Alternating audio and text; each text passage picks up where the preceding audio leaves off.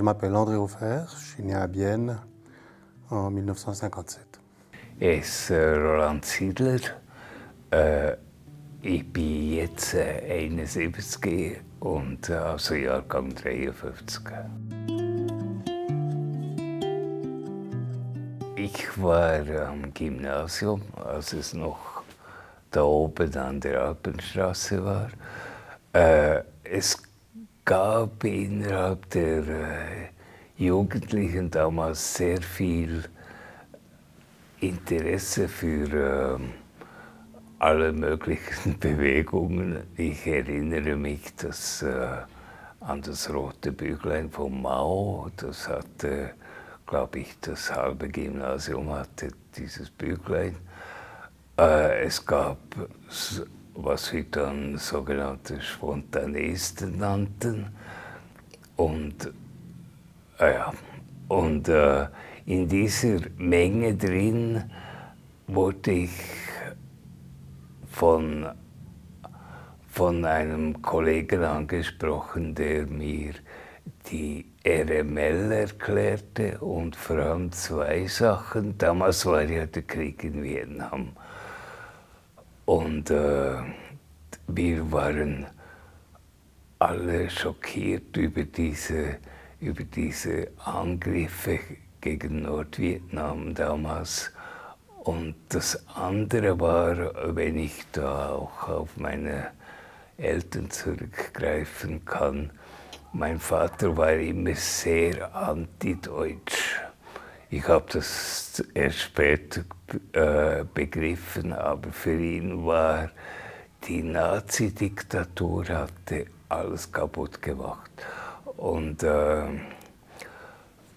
die RML konnte einerseits den Krieg in Vietnam erklären, um was es da ging, und andererseits auch die Nazi-Diktatur erklären und erklären, dass es einen Unterschied gab zwischen der Nazi-Diktatur und der Diktatur in der Sowjetunion. Und das war, glaube ich, sehr wichtig, dieser Aspekt. Comme Roland, j'étais au gymnase, peut-être 2 ans après, mais ce qu'on n'a plus maintenant, mais qui était vraiment très important, c'est que chaque jour, quasiment, on recevait un tract, une feuille d'information, on pouvait acheter un bulletin, et c'était de la contre-information. Effectivement, sur la guerre du Vietnam, sur le Chili, sur le Portugal, sur les assassinats juridiques de Franco, les mises à mort des militants basques, etc. Donc on avait cette contre-information en permanence. Et il y avait beaucoup de groupes, comme Roland l'a dit, mais celui qui était le plus présent quand j'étais au gymnase, c'était la taupe, donc l'organisation de jeunesse de la Ligue. Donc pour moi c'est important cette contre-information qu'on avait, mais en permanence.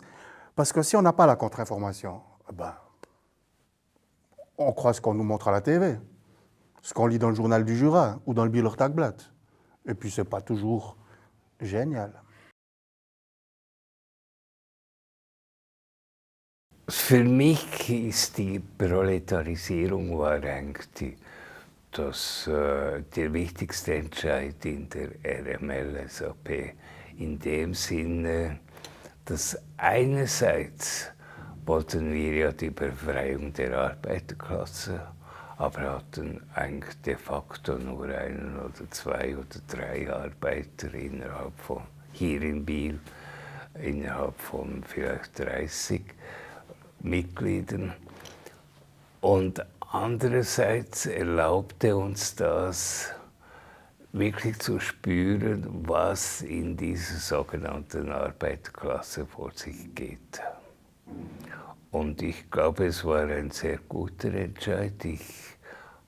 Ich selbst habe Zimmermann gelernt und das hat mir so gefallen. Also ich habe das Schulgeben, ich war Sekundarlehrer, ich habe das Schulgeben aufgehört und habe Zimmermann gelernt und habe immerhin 18 Jahre als Zimmermann gearbeitet und auch mit Weiterbildung und so.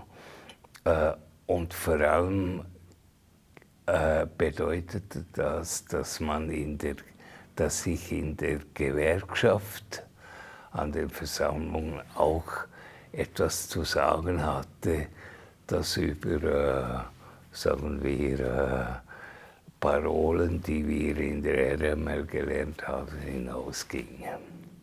Also ich konnte auch zu ganz konkreten Problemen an der Arbeit, zum Beispiel draußen schaffen, wenn es regnet oder schneit, konnte ich ganz konkret etwas sagen, ohne da große Sprüche zu klopfen. Es erlaubte dann auch den Zugang zur Gewerkschaft als Sekretär. Anfangs der 90er Jahre, das war dann schon nach der Auflösung der RML-SAP,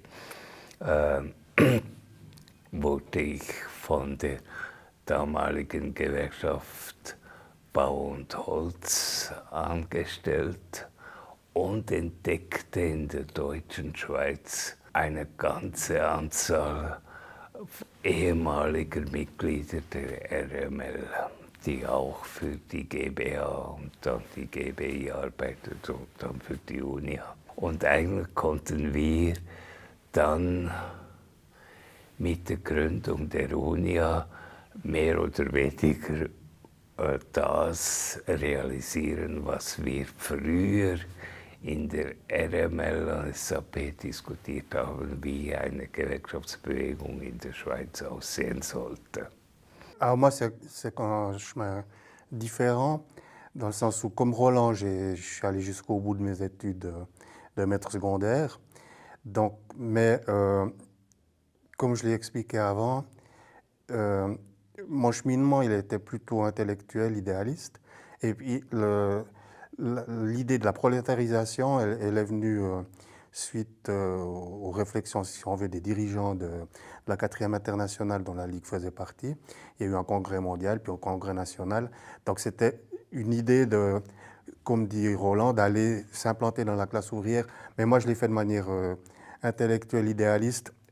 On pourrait le qualifier de romantique. Pas réactionnaire, mais révolutionnaire. Mais je n'avais pas forcément l'intention de rester toute ma vie en usine ou quoi que ce soit. Simplement, j'étais à 22, 23 ans disponible. J'avais fini ma formation professionnelle, je n'avais pas de charge familiale. Donc, au fond, il y avait une concordance intéressante entre ce que demandait le parti et puis mes disponibilités. Donc, c'était intéressant de le faire. Et du coup, pendant 6 ans, 7 ans, j'ai été dans les usines. On a choisi la mécanique. C'était peut-être pas le meilleur des choix qu'on a fait à Bienne, mais c'était bien. Donc, moi, j'ai commencé comme manœuvre. J'en ai pris pour mon grade, hein, sortant du gymnase et de l'Uni. C'était bien, c'était une bonne expérience. Et puis là, après 6 mois, j'avais l'intention de rester, c'est clair. Puis j'avais pas envie de rester comme manœuvre. Donc, il y avait 2 possibilités, ou bien essayer d'intégrer une école d'ingénieur, mais il fallait faire une année de travail, puis après des examens, etc. Ou alors, puis ça éloignait en fait de la base ouvrière. Et puis, l'autre possibilité, c'était de faire un apprentissage. Donc, je me suis décidé pour faire un apprentissage parce que je ne voulais ne pas être qualifié. Donc, j'ai pu faire un apprentissage de mécanicien de précision en 3 ans au lieu de 4. L'usine où j'étais, SA, n'avait pas de place pour moi. Ils ont été sympas, ils m'ont conseillé la Micron, ici, qui était ici à Bienne, à l'époque, qui était une grosse entreprise de machines-outils. Et puis, à la Micron, ils m'ont pris sans problème. Mais là, je ne leur ai pas caché que j'étais maître secondaire. Je l'ai dit, parce qu'il n'y avait pas lieu. Mais pour mon premier emploi, oui, ça, j'avais caché. Mais, donc, j'ai fait mon apprentissage, j'ai encore bossé 2 ans. Puis après, on n'était plus tout à fait dans le même... Dans les mêmes perspectives historiques, c'est-à-dire que les grandes luttes de 68 en France ou 72, 80 en Italie, le Mérampan italien comme on l'a appelé, toutes les luttes étaient terminées. Et puis la tendance a baissé, puis en même temps la Ligue était en train de s'évaporer de manière inégale et combinée, comme on dit, euh, euh, a implosé. Et puis moi, j'ai arrêté, parce que les conditions de travail étaient dures. Donc j'ai vécu une super expérience, j'ai eu le luxe de le faire. Puis après, je suis retourné à mon petit métier d'enseignant. Mais comme enseignant, j'ai été à l'école professionnelle. Donc ça, c'est intéressant. Mon expérience de mécanicien de précision m'a beaucoup aidé pour la suite, surtout dans le métier.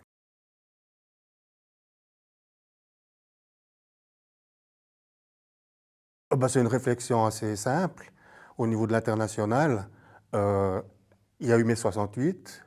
Des sections se sont développées dans une bonne cinquantaine de pays du monde, avec une majorité d'étudiants, de jeunes.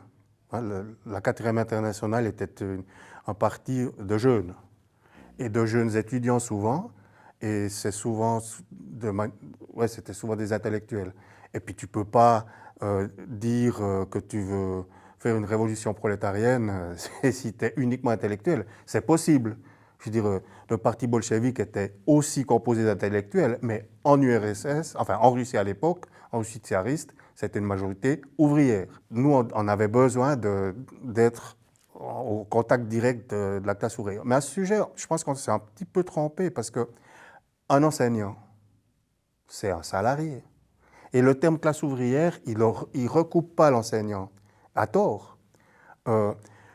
Parce que quand on dit classe ouvrière, une vendeuse, une caissière, c'est aussi la classe ouvrière. Mais le terme classe ouvrière, il avait ce côté réducteur, c'était les grosses usines. Alors évidemment, il y a le mythe, dans les années 70, les grosses usines, ce sont les endroits qui permettent de bloquer le système. Puis à l'époque, les grosses usines, en France, c'était 10 000, 15 000, 20 000 personnes. En Belgique aussi. C'était ou bien l'automobile ou la sidérurgie. Et puis chez nous, ce n'est pas ça. Et puis on a oublié ce côté de la santé, les infirmières, les enseignants. On a un petit peu négligé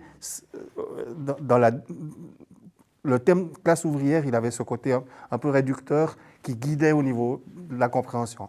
Et ça, je pense que c'est une erreur. En fait, il ne faut pas parler de classe ouvrière, il faut parler de la classe des salariés. Ceux qui ne sont pas propriétaires des moyens de production, c'est aussi simple que ça. Hein? Donc, après coup, au milieu des années 70, les dirigeants de l'Internationale se sont dit il faut faire un tournant vers la classe ouvrière, ce qu'on appelle la prolétarisation. Il faut quand même dire qu'on s'est fondé sur les expériences d'autres partis politiques d'extrême gauche, notamment les Mao en France, pour nous qui sommes de culture française, qui se sont implantés, eux, déjà dans les années 65-70. Nous, la 4e internationale, on est venu un petit peu après.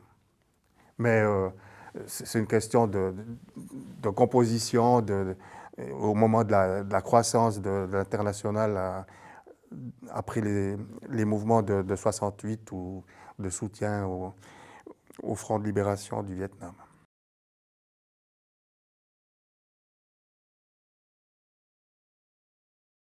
Es gab sicher einen Zusammenhang. Also wir hatten den Streik bei Burgrund Jacobi 1974 oder 75, weiß nicht mehr genau.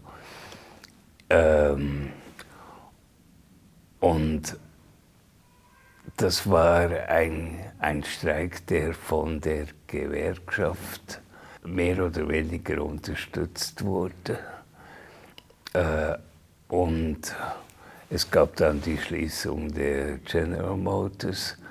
Dort haben wir versucht, etwas herauszuholen, aber vor allem gab es die Uhrenindustrie. Es gab diese erste sehr große Krise in der Uhrenindustrie in den 70er Jahren und die dann in den 80er Jahren gab es eine zweite große Krise, wo Und unsere Parole war Verstaatlichung der Uhrenindustrie unter Arbeiterkontrolle. Also nicht nur Verstaatlichung, sondern die Uhrenbetriebe sollten kontrolliert werden von Delegierten der Arbeiter, der Uhrenarbeiterinnen und Arbeiter.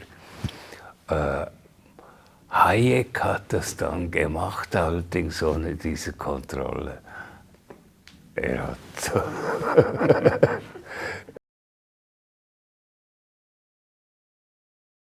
Ich denke, dort ist eben ein gewisser Unterschied, wenn im Baugewerbe arbeiteten damals in den 80er Jahren sehr viele Migranten, vor allem aus Italien. Man sagte, den Italienern sei das Mauern im Blut. Es hatte sehr viele Spanier, viele aus dem damaligen Jugoslawien. Und es begann auch, dass Portugiesen kamen in die Schweiz. Und das war auch durch die Italiener und Spanier, durch ihre gewerkschaftliche Erfahrung von zu Hause, brachten eine andere Stimmung mit. Es war viel offener als in der Maschinenindustrie. Und das hat dann wahrscheinlich auch dazu geführt, dass also später, dass die GBI gewachsen ist und der SMOV stagnierte. Concernant l'immigration, il faut quand même rappeler, parce que ça, 50 ans après, les gens ne savent peut-être plus, mais il y avait un parti communiste italien à Bienne, il y avait un parti communiste espagnol, il y avait un parti communiste portugais, il y avait les colonies libres italiennes, même les missions catholiques étaient progressistes. Hein. Donc, il y avait toute une culture. En Suisse, il y avait la Ligue, on n'était pas très bien vu. Il y avait le POP, PST, c'était des affreux communistes à la solde de Moscou, pas seulement pour ceux de la Ligue, mais pour toute la population. Ce qui est faux, je veux dire, mais c'était la culture de lutte ouvrière, la culture antipatronale, elle était très amoindrie parmi la population suisse. Donc, je pense que ça, c'est un élément important qu'on a sous-estimé, indépendamment du reflux des luttes au niveau mondial.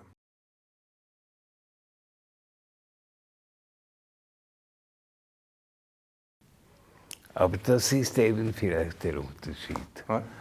Weil ich mag mich erinnern, dass ich in der Gewerkschaft Bau und Holz ungefähr, ich weiß nicht, Mitte der 80er Jahre einen Antrag gemacht hatte, in Biel, einen Antrag gemacht hatte an einer Vollversammlung, dass die GmbH die XOA-Initiative unterstützt, das ist die Initiative für die Abschaffung der Armee.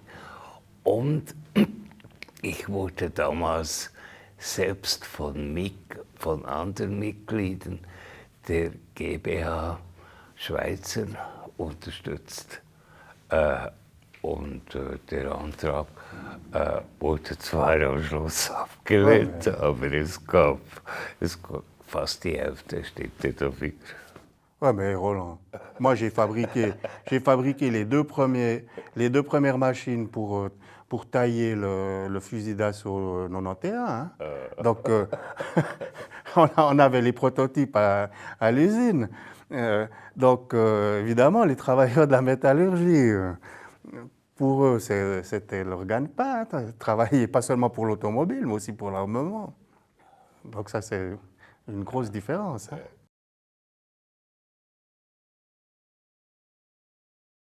Au niveau personnel, ça, c'est le fait de connaître les rythmes, de vivre cette oppression. C'est seulement après 2 ans et demi que j'ai enfin pu une fois sortir, un jour, aller chercher dans un magasin un outil, parce qu'il nous manquait un outil. Sinon, tu es coincé à l'usine. Tu timbres, puis tu sors plus. Tu peux plus sortir. Du lundi au vendredi, tu es coincé dedans. Sauf à 4 heures, tu ressors. Mais tu ne peux pas sortir une seule fois à 10 heures ou 11 heures ou à 3 heures. Tu ne peux pas. Donc, ces petites choses-là qui ont l'air de rien, eh ben, c'est très désagréable. Donc, ouais, donc j'ai appris ça. Donc, du coup, ça m'a, parce que j'avais jamais vécu ça, ça m'a aussi appris que beaucoup de gens vivaient une oppression sournoise, quotidienne. C'est des petits détails de rien, mais c'est une oppression. Donc ça, donc j'ai toujours fait attention après coup dans ma vie d'éviter cela pour les gens que je côtoyais professionnellement. Et puis, ça m'a appris la précision, ça m'a appris d'être méticuleux. Donc, ça me rend aussi parfois un peu ennuyant pour les autres parce que, oui, il faut faire les choses correctement, pas n'importe comment. Sinon, professionnellement, ça m'a servi parce que le fait que je sois maître secondaire et mécanicien de précision, ça m'a permis facilement d'entrer dans une école professionnelle comme enseignant. Les gens trouvaient que c'était intéressant, original comme parcours. Et puis, je trouve bien parce que pour moi personnellement, je ne peux pas imaginer, j'aurais été dans un monde toujours identique, celui de l'enseignement, qui est un monde sympa si on veut, mais avoir vécu pendant 6 ans autrement, je pense que c'est ultra important. Dans mon idéal d'une société différente, autre, ce serait que tout le monde puisse pratiquer plusieurs activités, mais pas, et de manière régulière, pas comme j'ai dû le faire en faisant 6 ans d'usine. Mais c'est vrai, parce qu'on peut apprendre et on peut être, on peut être efficace et puis on peut être performant dans 10, 20, 30 activités. Donc là, j'en ai pratiqué 2. Je suis content. Bei mir war es speziell, dass ich habe die Zimmermannslehre gemacht im Betrieb, der meinen beiden Brüdern gehörte. Und das gab natürlich eine gewisse Lockerheit. Und ich habe mich dann auch spezialisiert auf Treppenbau, was mir sehr gefiel. Und das bedeutet auch, dass es gab sehr viel denkmalpflegerische Sachen. Und das war total spannend, diese Arbeit. Aber ich denke, das Wichtigste ist, dass wenn du weißt, um was es geht, konkret im Zimmereigewerbe, dann kannst du auch mit den betroffenen Leuten sprechen, weil sonst sprichst du etwas, das du nicht unbedingt immer verstehst. Und ich habe dann auch auf dem Bau gemerkt, dass, weil sehr viele Italienisch, Spanisch, Portugiesisch Arbeiter da waren, dass die oft ein großes Problem hatten mit dem System in der Schweiz. Nicht mit der Arbeit, also sie waren selber gute Maurer, aber wie die Sozialversicherung funktioniert und so Zeugs. Und eine Zeit lang waren wir da fast wie Sozialarbeiter dieser Migranten. Das war doch komisch. Ich bin verheiratet mit einer Frau, die Sozialarbeiterin ist. aber damals war es, gut, es gab dann die CLI, aber die CLI, also die Colonia Libera Italiana, aber die CLI kümmerte sich vor allem bezüglich der Sozialversicherungen in Italien. Und die ATS das Gleiche bezüglich Spanien. Das war wichtig für die Leute, weil sie ja oft im Sinn hatten, irgendwann zurückzugehen, auch wenn sie dann hier blieben. Aber wir waren zeitweise fast die Sozialarbeiter für sie in der Schweiz. Und das fing schon an beim Lesen, also du erhältst da irgendeinen Brief von einer staatlichen Behörde auf Deutsch und der Kollege spricht nicht gut, also überhaupt kein Deutsch, vielleicht ein bisschen Französisch, aber vor allem Spanisch. Und dann bist du da der Übersetzer.